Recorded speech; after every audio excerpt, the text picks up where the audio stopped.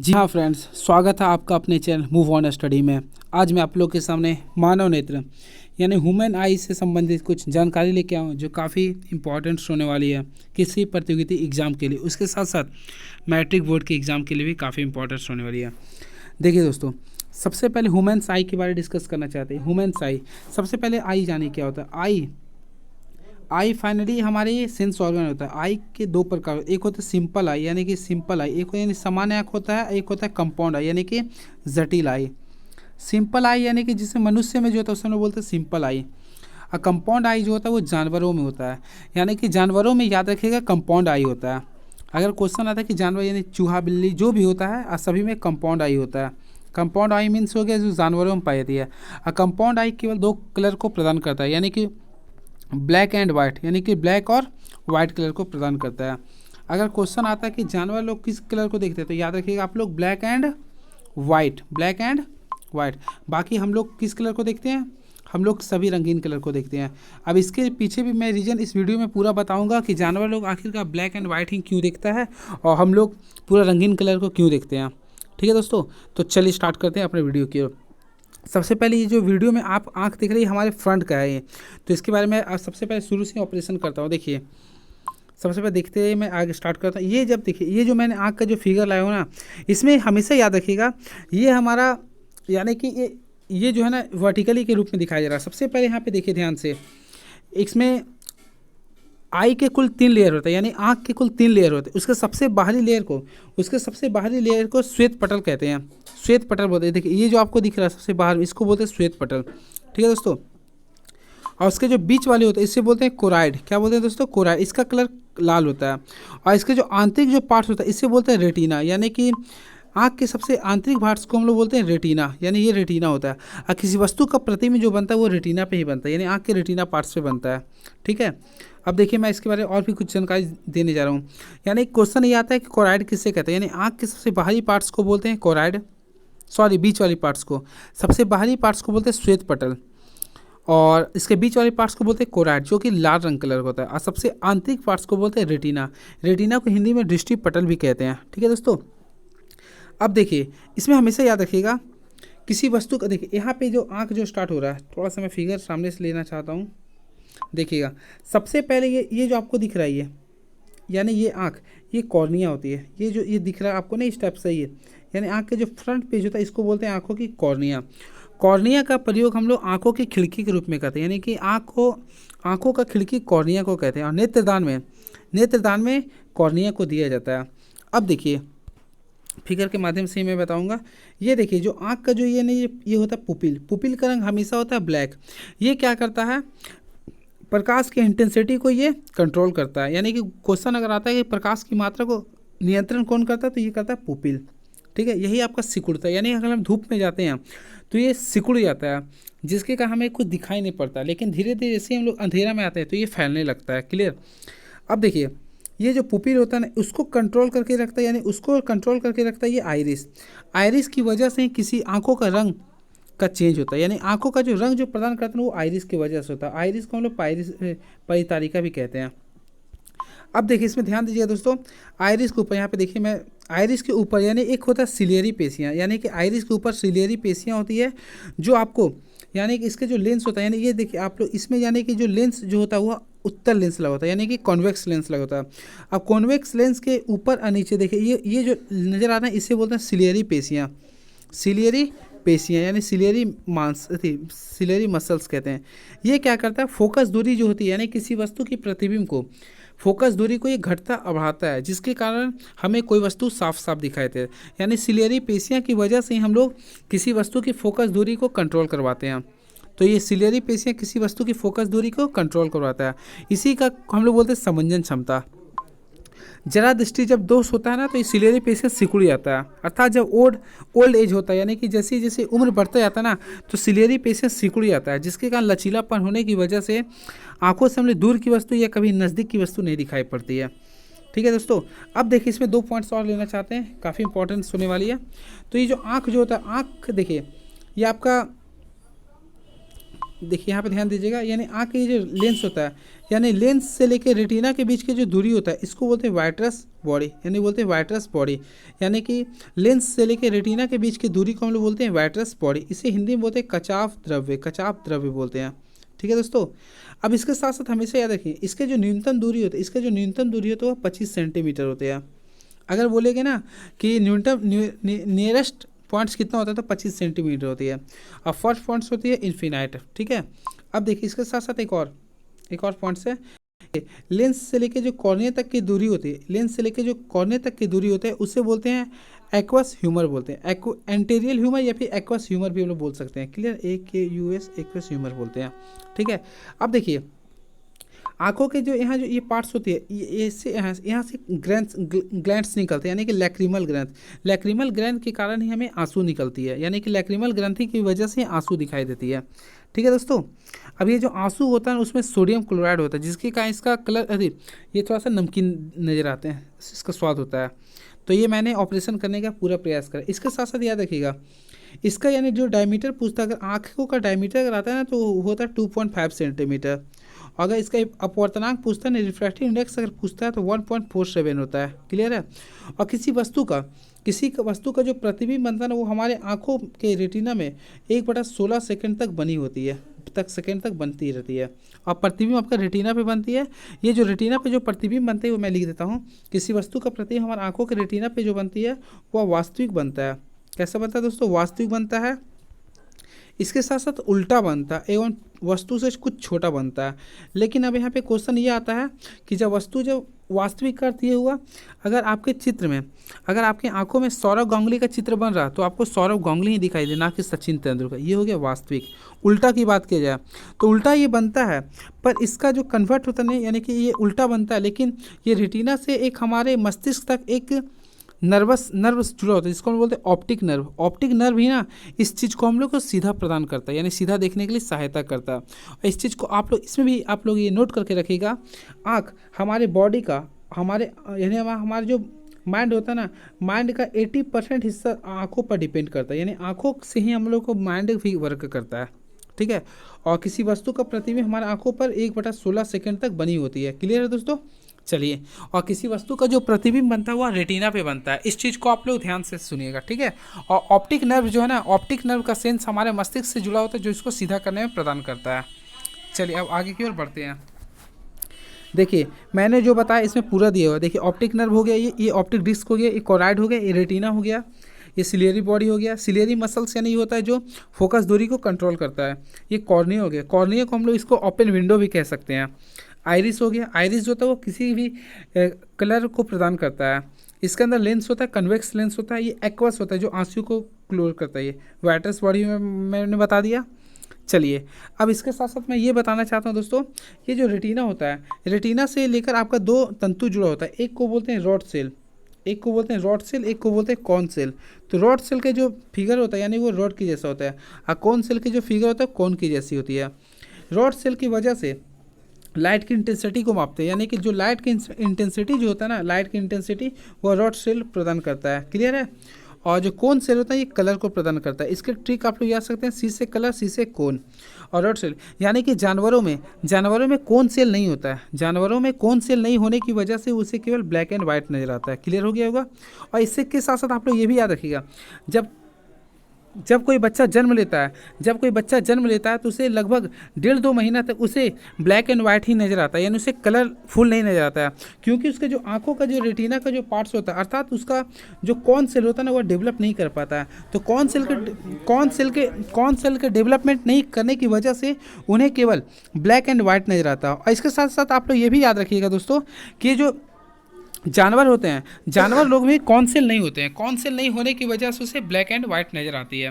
तो बच्चों लोग में भी कॉन सेल शुरू में नहीं होता, लेकिन ये जब 3-4 साल के बाद 3-4 महीना हो जाते हैं ना, तो कॉन सेल डेवलपमेंट हो जाती है।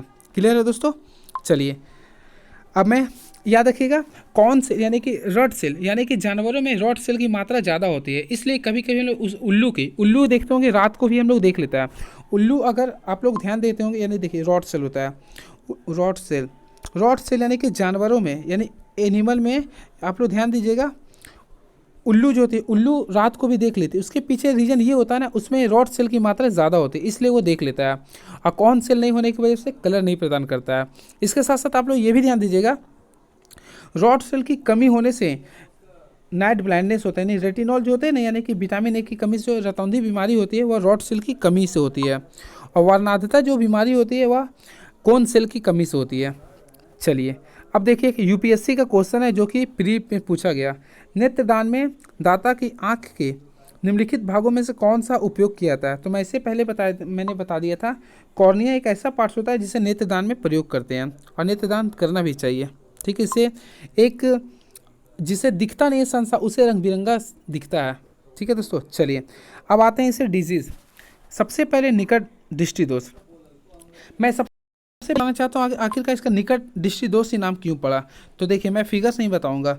निकट दृष्टि दोष इसलिए पड़ा क्योंकि देखिए, किसी वस्तु का प्रतिबिंब जो होता है वो रेटिना पे बनता है, लेकिन इसमें रेटिना पर ना बनकर निकट दृष्टि दोष में किसी वस्तु का प्रतिबिंब रेटिना के ना बनकर रेटिना के पहले बनता है। यानी कि प्रतिबिंब यहाँ पे बनेगा, यानी कि वस्तु का प्रतिबिंब जो लेंस से आए यहाँ पे, यानी कि रेटिना के पहले बनने की वजह से इसे हम लोग बोलते हैं निकट दृष्टि दोष।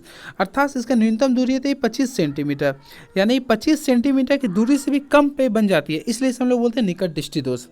अब इस दोष में क्या होता है दोस्तों, किसी वस्तु का प्रतिबिंब रेटिना पर ना बनकर रेटिना के पहले बनता है। और इस डिजीज से जो भी ग्रस्त होते हैं व्यक्ति, वह निकट की वस्तु को फाइनली रूप से बढ़िया से देख लेते हैं, स्पष्ट रूप से देख लेते हैं, लेकिन दूर स्थित वस्तु को नहीं देख पाते हैं। ठीक है, और उसके पहले रीजन ये है उसका नेत्र गोलक का बड़ा हो जाना। उसका जो नेत्र गोलक है ना, वो बड़ा हो जाता है। देखिए, ये नेत्र गोलक का बड़ा हो जाता है, उसके साथ साथ इसका जो फोकस दूरी होता है ना, वो घट जाता है। और उसके साथ साथ ये भी याद कर, देखिए ये रेटिना है और ये आपका लेंस है, ये दोनों के बीच की दूरी कम हो जाता है। यानी कि मायोपिया का फर्स्ट रीजन ये है कि रेटिना और लेंस, ये दोनों के बीच की दूरी कम हो जाती है। फिर ये जो आई भी, यानी कि ये नेत्र गोलक, इसका साइज बड़ा हो जाता है, और उसके साथ फोकस दूरी कम हो जाता है। और प्रतिबिंब जो बनता है वो रेटिना के पहले बनता है। ठीक है, अब इसको दूर करने के लिए, देखिए इसको दूर करने के लिए हम लोग अवतल लेंस का चश्मा पहनते हैं। अवतल लेंस का चश्मा पहनने से ये दूर हो जाती है। ठीक है, मैंने देखिए फिगर के माध्यम से बताने का प्रयास किया हूँ। देखिए रीजन क्या लिख रहा, नेत्र गोलक का बड़ा हो जाना। फिर देखिए, इसको दूर करने के लिए हम लोग अवतल लेंस का चश्मा पहनेंगे। देखिए ये अवतल लेंस का चश्मा है। अवतल लेंस उसे कहते हैं जिसकी बाहरी पार्ट्स मोटा एवं बीच के भाग पतला, उसे हम लोग बोलते हैं अवतल लेंस। ठीक है दोस्तों, चलिए ये देखिए नॉर्मल विजन है, मायोपिया, ये हाइपरमेट्रिक, इसके बारे में मैं बताने का प्रयास करूंगा। देखिए अब देखिए दीर्घ दृष्टि दोष। दीर्घ दृष्टि दोष होता है ना, इसे हम लोग दूर दृष्टि दोस्तों, ये सिंपल वे में आप लोग याद रखिएगा। इसमें जो इसका जो रीजन होता है ना, किसी वस्तु का जो प्रतिबिंब है ना, ये रेटिना के बाद बनता है, यानी कि रेटिना के पहले नहीं बल्कि रेटिना के बाद बनता है। देखिए यहाँ पे बन रहा है, ये रेटिना यहाँ पे बनना चाहते हैं, तो इसे दूर करने के लिए हम लोग कॉन्वेक्स लेंस का प्रयोग करते हैं। और ये जस्ट लाइक आप उल्टा कर दीजिएगा। वाइट्रस ह्यूमस आपको मैं बता दिया था पहले, इसका रीजन ये है नेत्र गोलक का छोटा हो जाना। नेत्र गोलक का छोटा हो जाना, फोकस दूरी का बढ़ जाना, फोकस दूरी का बढ़ जाना, रेटिना और लेंस के बीच की दूरी का भी बढ़ जाना, इसका मेन ये है। इसको दूर करने के लिए कन्वेक्स लेंस का यूज करेंगे। ठीक है, अब आता है जरा दृष्टि दोष। जरा दृष्टि दोष कहने का सिंपल वे में आप लोग समझिएगा, जरा दृष्टि दोष का सिंपल वे में आप लोग ये समझिएगा दोस्तों, जरा दृष्टि दोष होता है वो एक ऐसा दृष्टि दोष है ना, जिसमें व्यक्ति को कभी निकट की वस्तु नहीं दिखाई पड़ेगा तो कभी दूर की वस्तु, यानी ये दोनों तरह के इसमें होती है, निकट और दीर्घ दोनों प्रकार की होती है। तो हम लोग इससे पहले आप लोग को बताए थे, निकट दृष्टि दोष को हम लोग अवतल लेंस से दूर करते हैं, अवतल लेंस के चश्मा से दूर करते हैं, और दीर्घ दृष्टि दोष को हम लोग उत्तल लेंस के चश्मा से दूर करते हैं। तो इसे दूर करने के लिए बायफोकल लेंस, यानी अवतल और उत्तल लेंस के कॉम्बिनेशन वाले लेंस का चश्मा को पहनते हैं। ठीक है, और इसका ये जो मेन रीजन ये है ना, क्योंकि देखिए जरा दृष्टि दोष उसे होता है जिसकी आंखों का, यानी कि सिलियरी पेशियां, यानी जैसे जैसे एज बढ़ता है तो इसकी आंखों का जो सिलियरी पेशियां होता है वह सिकुड़ जाता है, जिसकी वजह से ये होने लगता है। ठीक है, देखिए मैं चित्र के माध्यम से बता रहा हूँ, देखिएगा आप लोग को समझ में आ रहा होगा। ठीक है, तो ये इसका मेन रीजन था दोस्तों, मैंने बताने का पूरा प्रयास किया हूँ। फिर से मैं बता देता हूँ जरा दृष्टि दोष। जरा दृष्टि दोष का पहला रीजन ये होता है ना, आंखों का जो सिलियरी पेशियाँ होता है, सिलियरी पेशियाँ का लचीलापन होता है। देखिए आँख का चित्र मैंने बताने का भी प्रयास करता हूँ। देखिए मान लीजिए हमारी आँख है, अब यहाँ पे ये लेंस लगा होता है, कौन सा लेंस होता है, कॉन्वेक्स लेंस। इसके देखिए यहाँ पे मैं थोड़ा सा कलर चेंज करता हूँ, है ना। देखिए यहाँ पे ये जो होता है सिलेरी पेशियाँ होता है, जैसे जैसे एज बढ़ता है ना, तो ये जो सिलेरी पेशियाँ है सिकुड़ जाता है। सिकुड़ जाने की वजह से ना ये फोकस दूरी को कभी अधिक कभी कम, कभी अधिक कभी कम करता है, जिसकी वजह से हमें जरा दृष्टि दोष होती है। तो इसे दूर करने के लिए बायफोकल लेंस का चश्मा पहनते हैं। तो बायफोकल लेंस का चित्र मैं बना दे रहा हूँ। यहाँ पे देखिए ये रहेगा, इस टाइप का चश्मा रहेगा। तो इसके जो ऊपरी पार्ट्स होता है, यानी इसके जो ऊपरी पार्ट्स होता है ना, यानी ये चश्मा है मान लीजिए आपका, तो इसके जो ऊपरी पार्ट्स होता है ना, उसमें कॉन्केव लेंस होता है, यानी अवतल लेंस का होता है, ये अवतल लेंस होता है। और इसके जो नीचे पार्ट्स होता है ना, ये उत्तल लेंस होता है। इसी को हम लोग बोलते हैं बायफोकल लेंस। तो इससे माइंड में आप लोग रखिएगा। चलिए अगला आता अबिंदुकता। अब इंदुकता तो सिंपल वे में मैं यही बताना चाहता हूँ। देखिए ये एक ऐसा बीमारी है, यानी एक ऐसा ये है ना, इसमें सबसे बड़ी बात है ना कि व्यक्ति को इसमें रेटिना प्रभावित नहीं होते, बल्कि इसमें कॉर्निया प्रभावित होते हैं, यानी जिससे आँख का जो खिड़की बोलते हैं वो प्रभावित होती है। इसमें क्या होता है, किसी व्यक्ति को क्षैतिज वस्तु नहीं दिखाई, अगर क्षैतिज वस्तु दिखाई दे रहा तो उसे ऊर्ध्वाधर नहीं दिखाई देगी, अगर ऊर्ध्वाधर दिखाई दे रहा तो क्षैतिज नहीं दिखाई देगी, यानी एक दूसरे के इन्वर्स होती है। इसमें ये होती है अबिंदुकता में। और इसे दूर करने के लिए बेलनाकार लेंस का यूज करनी चाहिए। ठीक है दोस्तों, देखिए पूरा मैंने इसके माध्यम से बताने का भी प्रयास किया हूँ। देखिए ठीक है, ये उसमें कॉर्निया की वजह से ही होता है, और बेलनाकार लेंस का प्रयोग करेंगे, फोकल लेंथ होता है ये। अब देखिए एक आता है ग्लूकोमा। याद रखिए ग्लूकोमा एक होता है ग्लूकोमा ट्रिकोमा। तो ग्लूकोमा ट्रिकोमा भी जो बीमारी होती है वो आंखों से रिलेटेड होता है।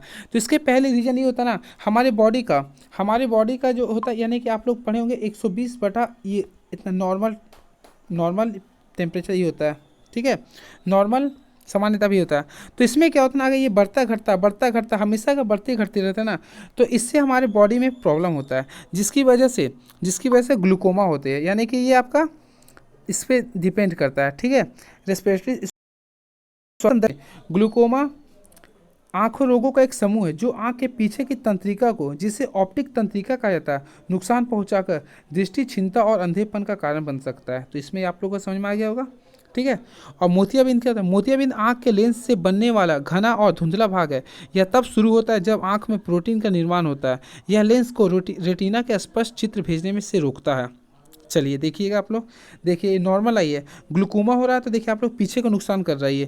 और इसमें देखिए ये क्या हो रहा है, यानी धुंधला जैसे, यानी कि धुंधला जैसे सफ़ेद जैसा अगर दिखने लगा तो मोतियाबिंद हो गया। अब देखिए बात करते हैं प्राथमिक रंग, यानी प्राथमिक रंग को लोगों बोलते हैं। देखिए प्राथमिक रंग देखिए प्राथमिक रंग रंगों का सेट होते हैं जिन्हें रंगों के उपयोगी श्रेणी बनाने के लिए मिलाया जाता है। यानी कि मुख्यतः 3 रंग होते हैं जिसका प्रयोग करके अन्य रंग बनाया जाता है। जब अन्य रंग बन जाते हैं उसे हम लोग बोलते हैं पूरक रंग। तो प्राथमिक रंग वे होते हैं जो किसी दिए गए रंग स्थान से अन्य रंगों को मिलाकर नहीं बनाए सकते हैं। यानी देखिए नीला हरा लाल एक ऐसा रंग है ना जो किसी अन्य रंग से नहीं बनाया जा सकता। ठीक है, और अगर ये तीनों को अगर एक साथ कंबाइन कर दें तो ये वाइट बनता है। वैसे आप लोग को मैं बता देना चाहता हूँ, अगर आप लोग लाइब्रेरी जाइएगा तो प्राथमिक कलर में आप लोग को ये जो हरा जो है ना, हरा नहीं रहेगा, हरा के जगह पे पीला हो जाता है, लेकिन साइंस के दृष्टिकोण से हरा ही मानते हैं। देखिए कैसे होता है। अब आते हैं द्वितीयक रंग उसे कहते हैं जो 2 प्राथमिक रंगों को मिलाकर बनाया जाता है। यानी कि इसे हम लोग पूरक रंग भी बोलते हैं। अगर 2 प्राथमिक रंगों को मिलाकर द्वितीयक रंग बनाया जाता है। देखिए याद रखिएगा ध्यान से, ब्लू प्लस येलो मिलाकर ग्रीन बनाया जाता है। ठीक है, येलो प्लस रेड मिलाकर ऑरेंज बनाया जाता है, और रेड प्लस ब्लू बनाकर वायलेट बनाया जाता है। इसके माइंड में याद रखिएगा। ठीक है, और अगर सभी कलर को अगर मिला दिए ना तो भैया आपका वो वाइट बनता है। ठीक है, देखिए ये मैंने पूरा बताने का प्रयास किया। चलिए दोस्तों कैसा लगा आप लोग बताइएगा। थैंक यू सो मच, पूरा मैंने बताने का प्रयास किया। और भी किसी चीज़ का जानकारी होगा आप लोगों को चाहिए होगा तो ज़रूर बोलिएगा। चलिए thank you so much, never give up.